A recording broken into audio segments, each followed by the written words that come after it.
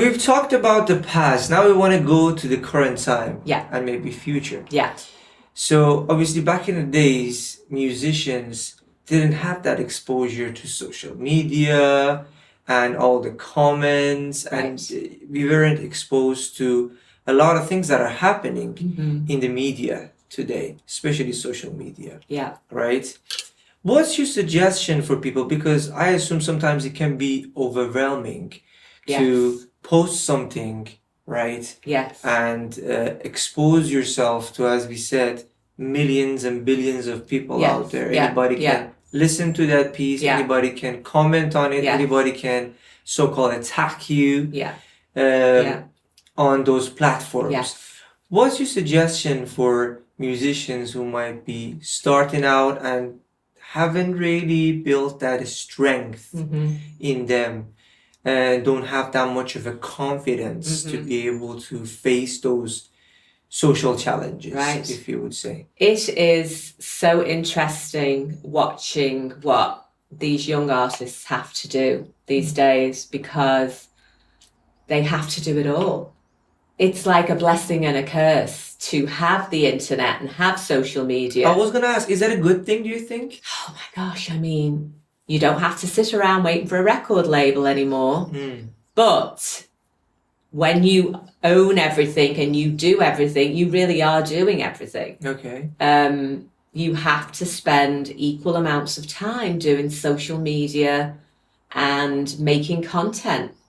And what I'm hearing from a lot of artists that are independent right now, especially solo artists, because that's lonely, is it's really, really getting to their mental health. It is all about making content, and they are worn out with it. They're worn out with it. They're like, you really expect me to make the music, write the music, sing the music, then figure out how to get it out there, then spend most of my day making content for the algorithm, the TikTok. You know, a lot of them are very burnt out by it because they want to be artists. They don't want to have to do all that as well, but they know that they have to. I would say you have to meet with other musicians that are doing the same thing. Keep this human connection going. It's the only thing that is going to sustain us through all this wonderful technology. A lot of discussion about AI coming in now. Oh, God. But we're going to get into it. We have to stay connected to each other as human beings as well. That's the thing that's going to be sustainable for our mental health, to keep the heart in the process. I was looking at a lot of musicians making comments about the current actors and writers strike in Hollywood and saying, who did that for us? Who did that for the music business? You know, we let somebody take the music and give it away for free. And then we had to pivot and go, okay, how do we now make a living? We're going to get 0.03 cents a stream on our music. How do we pivot now and still survive? Because it was already gone before we couldn't go back. So I really hope that now that AI is out there, that there's a way all musicians, artists, writers, whether it's music or film or TV, can stay connected and harness the good of it, but not lose our, you know, what's unique about us. I mean, all the words I have to say are from my life experience and from my talent. And we should all have the chance to still do that. Not have us homogenized into artificial intelligence version. You know, so important. I mean, look at the different backgrounds we come from. In Liverpool, there's so many languages spoken here. Someone was telling me that the other day, that there's over 40 languages spoken in Liverpool. So let's keep hold of that. Let's embrace our cultures, what makes us different, so that the technology doesn't win over us. So these young artists that are going, has anybody clicked onto my thing today? And keep meeting with humans as well, and get it out. Get you vent with each other. Vent with each other, and then I'm afraid you're still going to have to go back and make a post about what you did, because as an independent artist, unless you can afford, to hire somebody to do it, then somebody said the other day, we're spending $5,000 on our recording and $10,000 on our PR budget. Oh, yeah. And I was like, wow, that's interesting. Because years ago, people were spending $100,000 on an album, and the record label would put so much into the PR, but it was all built in, As an independent artist, that's what this person was saying they were going to be budgeting. Yeah, for. I assume, as you actually brought it up as well, being an independent artist, it can be very challenging. Very challenging. And as you pointed out, that I think as much as it's important to have that human interaction and make sure you team up with the right people, because as much as it's glorious and magnificent today that I would be able to do it all on my own, because there are softwares, there are sources, but I think teaming up with the right people is very important. But again, as you brought it up, it's still important to go online and post that video and make sure you are up to date with what's happening around you, because no matter how I feel about it, that's the way it's going. That's the way it's going. I mean, if I fight back, nothing is really going to happen. We had to change as the music business changed.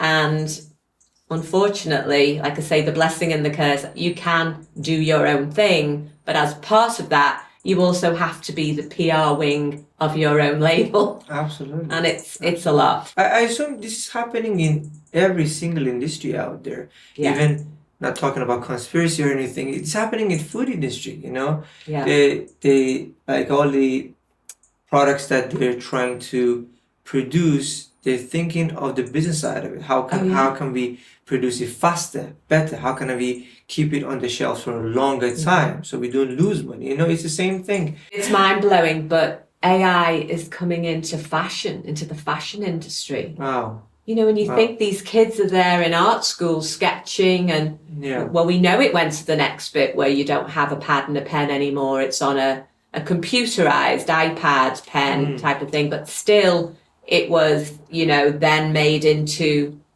now it's going into computerized imagery and digital fashion shows and digital landscapes, almost like virtual reality. There was a thing called Second Life. Did you ever hear about that? No. Too young. But it was like the beginning of the virtual life type stuff online. Wow. And it was called Second Life. And people made an avatar of themselves and created a whole other life online. A lot of people went really deep into that, had lives in it, did rock concerts, and were famous in Second Life. I think, that was the beginning of what we're seeing now in AI, where, you'll have a digital fashion show or whatever. And so as much as that's good, I still don't want people to lose the art. The art. I mean, and that is very creative. That is a piece of art. I just don't want it to lose the other bit too, where people go, look at how this was made and tailored and the process. And the way I want it to be used is, where do we need the help? Let's use it there where we need the help. Like you say, if things need to be faster, better. That's okay. Helping with the environment, helping get data or statistics to where they need to be in the medical world, the environmental world, affordable housing. Sure. let's get the AI and the 3D printing making homes for people, but don't take our art and make it fake. I mean, I saw a fake video the other day that was supposed to look like Tom Cruise with somebody, but it wasn't. It was an AI of his face, and I was just like, wow. But that's what it is nowadays. You can manipulate anybody's face, anybody's faces. So for example, you can have, I can say a word or sentence. Yeah. Right? Let's just say I read a paragraph. Yeah. And I give it to his AI machine. Yeah. Okay. And it's gonna show the Tom Cruise, for this instance, face with exact his voice saying those words. I know. So when you look at that video, you would imagine this is Tom Cruise saying this. I know. That just terrifies me. That part of it is what worries me a little, you know. I'm not going to spend what's left of my life worrying, but I do think it's something that the young people need to be aware of, and definitely be aware of. Yeah, exactly. Definitely. A lot of times you're in relationships that our partner is not a musician. Yeah. That can be very challenging. Yeah. Because, they're living with a creative. Yeah. They think differently, they act differently, not in a weird way, but I mean, did you face any challenges? Obviously, I assume that because he was a musician, I mean, he is a musician. Yeah. So maybe you didn't have a lot of challenges that in case if he wasn't. It's really interesting because I see a lot of couples where there are challenges because one person's a musician or in a band and then the other person's like, what do you mean you're not coming home for dinner? It's like, dinner? We don't go by meal times. So I was lucky in the one sense that my first husband was in the band with me. So we were already like that. We didn't know what a weekend was and we didn't know what meal times were because we were musicians. You just go with the flow. When I met my second husband, who's the record producer, I remember him telling me his first marriage was really hard because his wife didn't understand that whole thing of you don't leave a mix to come home and have your meal. Yeah. So when I met him, I knew that my life was going to be where I would have a lot of time on my own because he'd be in the studio. But I didn't mind that because I see his passion for his job, which I had and still have as a singer, and it's just a mutual thing. It would be very hard, I think, to be in a relationship with someone that didn't understand that. Absolutely. Oh my gosh. Because we're married in a way to our music and our careers and our art, and we're just as passionate about that as we are about our relationships with family. Sure. So I don't know, I would find that really challenging if someone said, what do you mean you're going on that gig? And we said it would have to be someone that understood what it's like to be a musician. I don't know how anyone does it who isn't, if they're in like a day job waiting for you to come home. It's like, as you said, meals don't really mean that much when you have like a gig to play. But my poor kids, they grew up like that. So it's so interesting that I didn't grow up like that because my dad had his day job, came home for his dinner, and then went out, loaded the amps into the car and did gigs. So I grew up with this weird kind of very sensible, traditional lifestyle, but wanted to be a musician. And then my poor kids have grown up going, what do you mean people go out to work at 8 o'clock in the morning and don't come home till, and I'm like, yes, you need to know about these people. It's hard to expose kids who grow up in a musician's family, expose them to what real life is like in a way and show them that there is an alternative, because I actually don't want my kids to go into the music business. You don't? No. No. Okay. Not unless they are so passionate about it that's everything they think about every waking moment, and it's the only thing that fulfills them. Not for the sake of like following your path or anything, Yeah. because they It's want like, to do it. if they feel like that, go for it. If they're a little bit on the fence, don't, because it's too hard. It's too hard to make a living. Sure. It's wonderful when you're doing it, but paying bills from it is very challenging. And I've seen the peaks and the troughs of it, where it was great, you know, before the streaming thing hit us. And then we all had to go, wow, how do we now make money when we were here? Since streaming hit and physical copies are not the thing anymore of CDs and vinyl. Like, is it just gigs? Is it just touring? How do we make our money? We've all had to like shake it up. And then of course, musicians had 2 years of lockdown. So whereas a lot of musicians might have felt they were just about ready to peak in their touring life, which is the only place they're making money, is touring and merch, all of a sudden they're at home.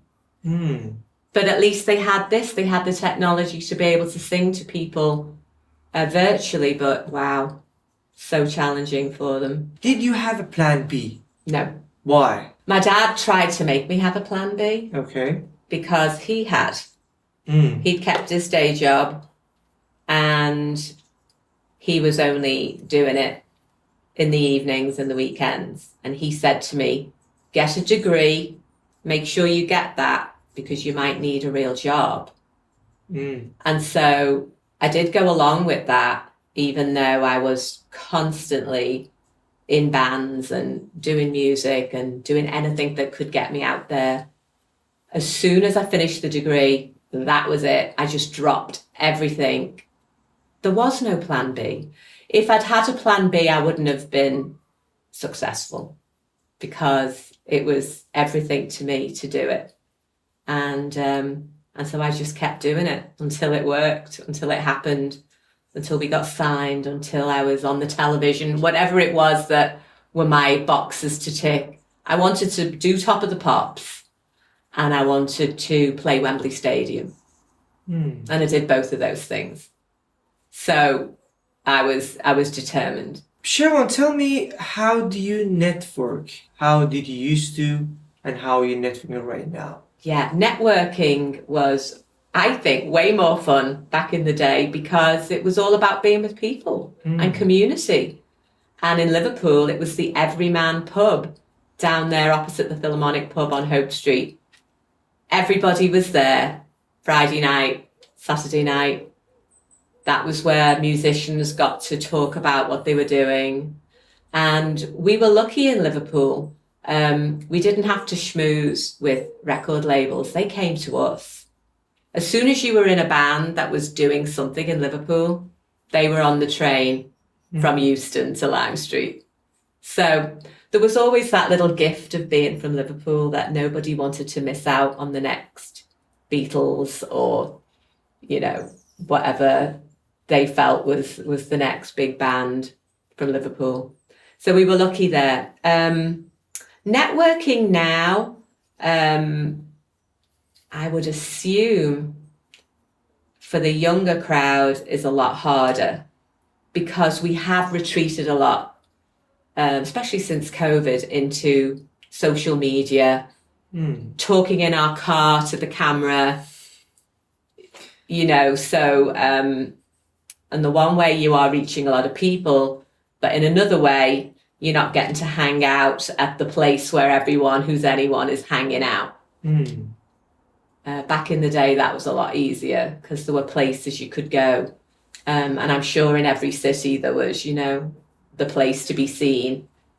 And London, I mean, we would still go down to London and go to events that we thought were good to go to, but it was more about making the music and staying here and doing our thing here, and then people would come to see us.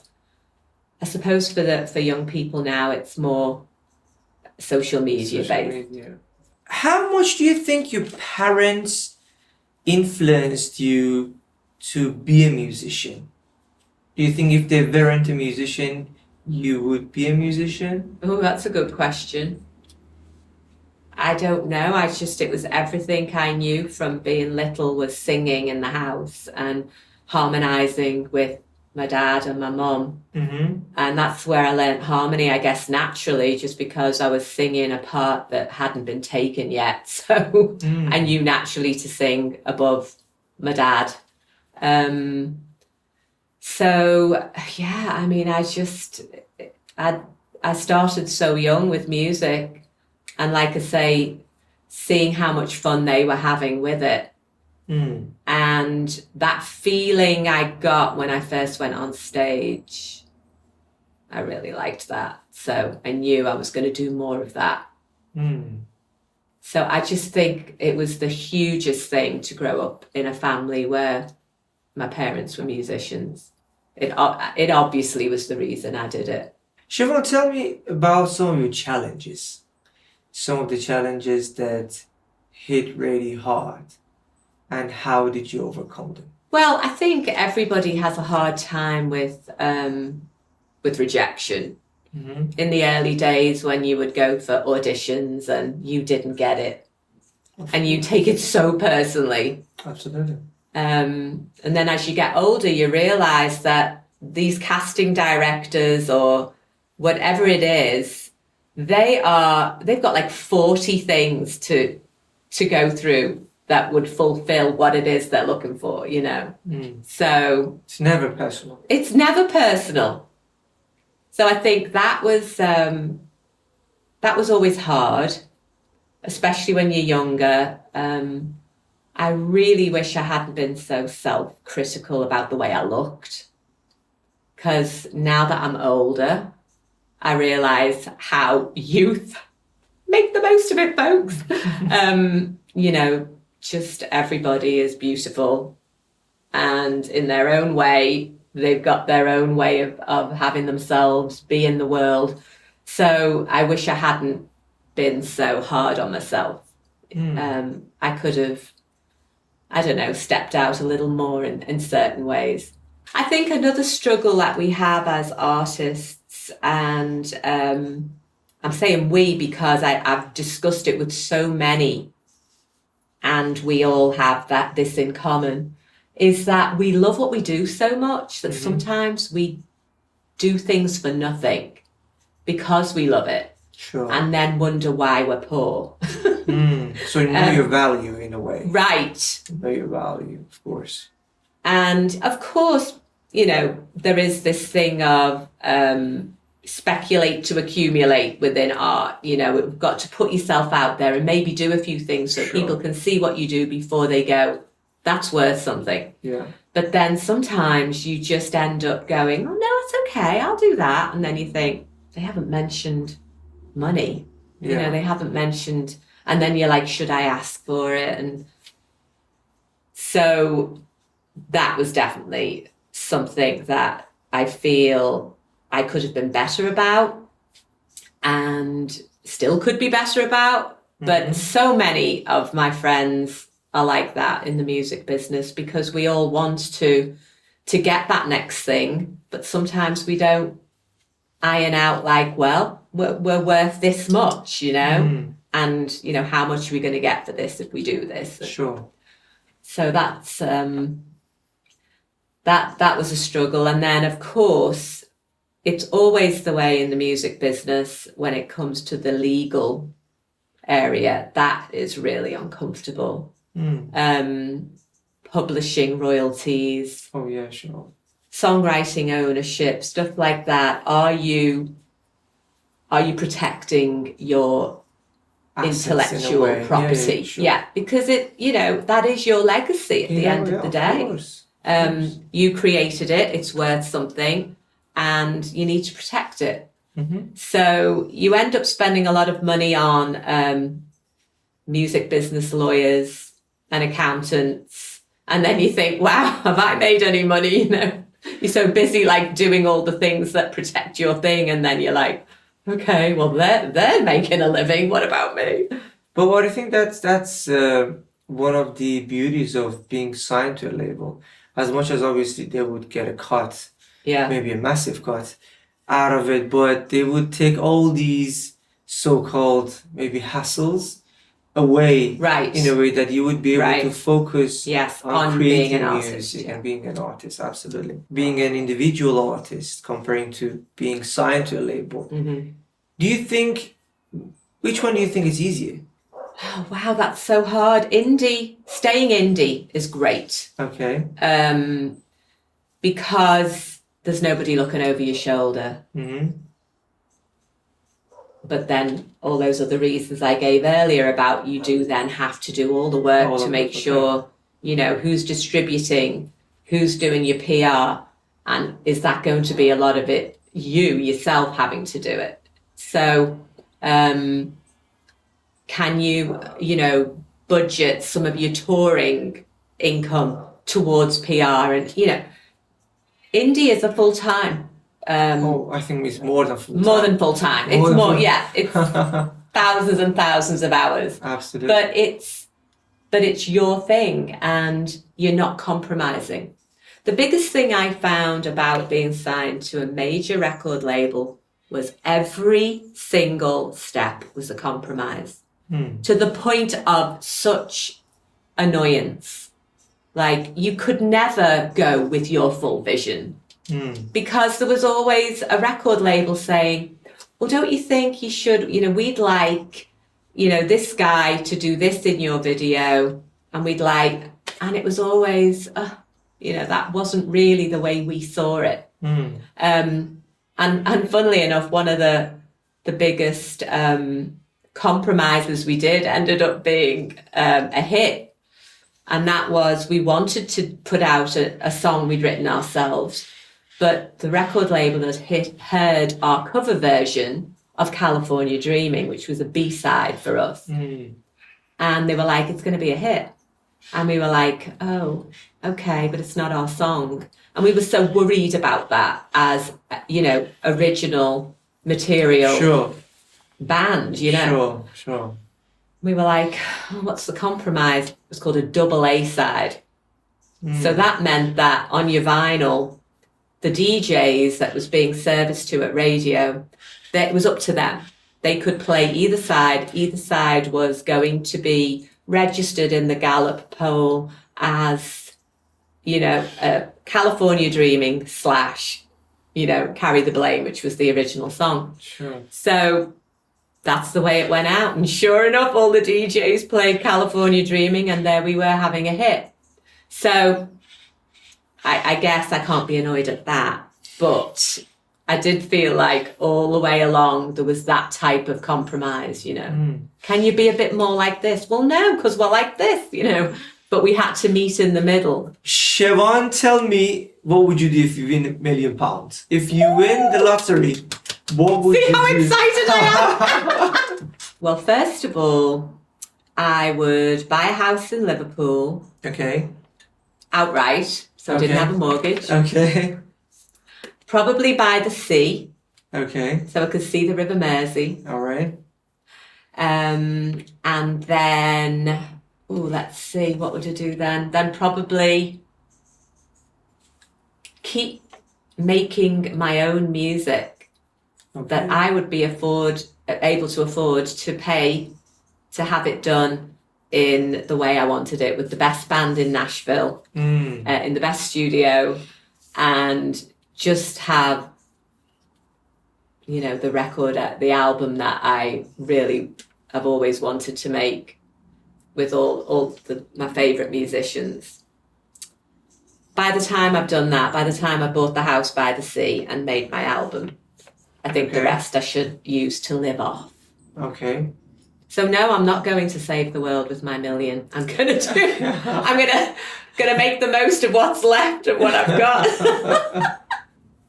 No, I probably would give to my favourite charities as well.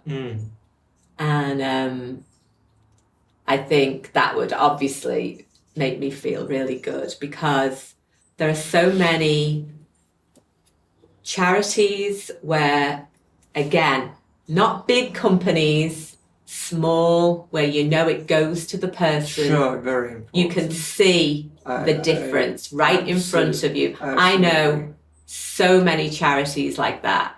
I agree. And a few grand here and there to them would make such a difference. Such a difference, you know.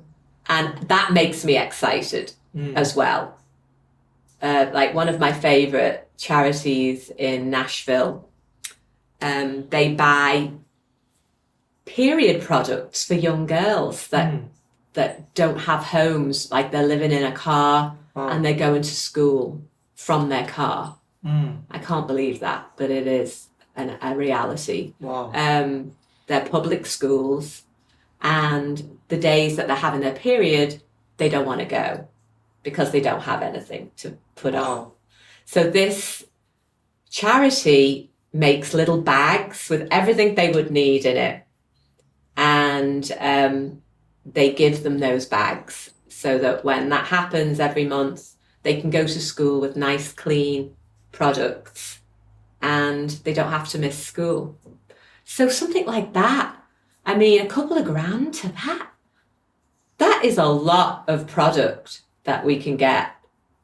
So that sort of thing makes me excited that if I did have the million, I could make a difference. If you weren't a musician, who would you be? Oh, yeah. That's, sometimes I think about that if I hadn't have been a musician. And obviously that encompasses being on television as well and theatre and stuff like that, which it all goes together. Any of that I would have been doing. But if not, if music didn't exist, if it didn't, I would love to be a gemologist and do like really high-end jewelry with gemstones, like resource how to make the most spectacular Elizabeth Taylor looking jewelry. I can tell you have a taste for it. Oh. And, you know, I know there's like a really bad history apparently now with diamond mining, but there's these new synthetic diamonds that look just as great. And you can make, you know, like the crown jewels out of them, but it wouldn't have gone through all the things that it took to get the diamonds and the gemstones. So yeah, I love jewelry. Wow. Promise one thing to yourself. Right. That when you walk out of here today, that you promise to yourself that you want to do it in your own personal life. Right.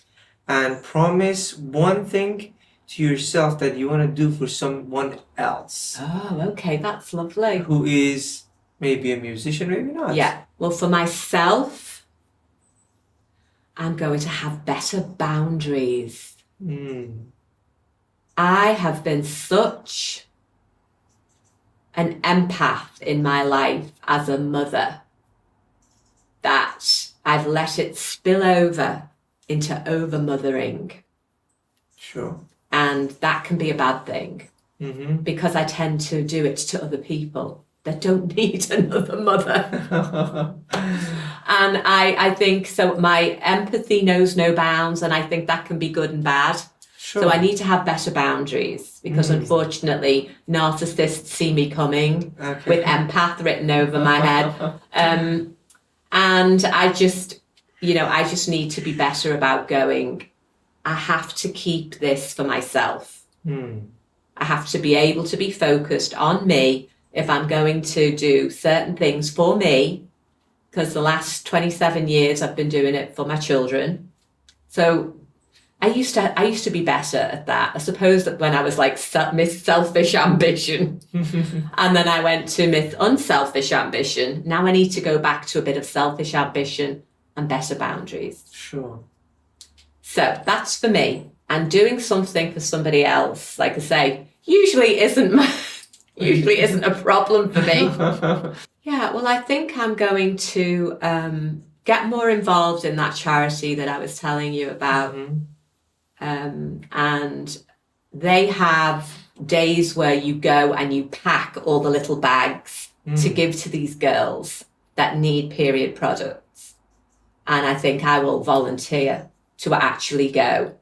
I've talked about it and haven't done it. Okay. So I need to go. Now you decide that Yes. you determine that you're going to be I'm going to go, and I'm actually going to go and pack the period products for those girls and actually go and do it, because I keep saying, oh, I must go and do that.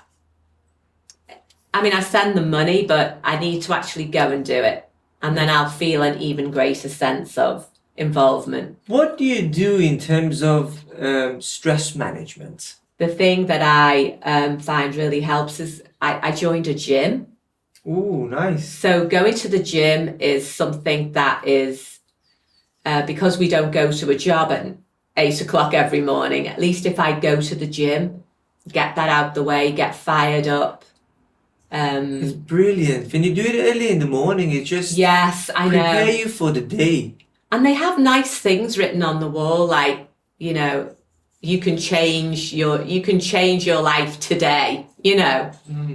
Like, so at least you start the day going, you know, that's true. And then at least you know that you have done something good for your body and your mind. And it's much easier then to take the stresses of being self-employed, which always has the worry of, when will we get paid? Constant. That never goes away, because you never know. It's not like you get a wage packet every month that's paying into this and a pension and a blah, blah, blah. No, you're just like, anyone see a check for such and such a thing we were supposed to get? So there's that. There's the self, you know, are we enough? Is our talent enough? Are we good enough? Doubting ourselves, yeah, sure. When's the next thing coming along? All that. And then you add in having a couple of kids.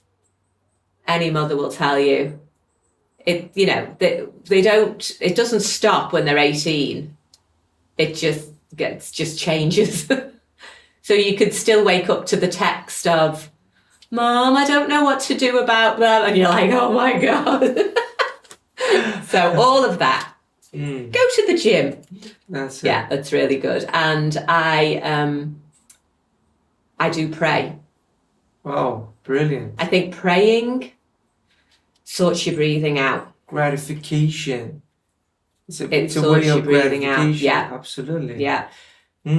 If you don't mind me asking, in terms of praying, what do you do? Well, being a Catholic, you know, we had our standard prayers type of thing, which of course I love. They're part of my growing up. They're familiar.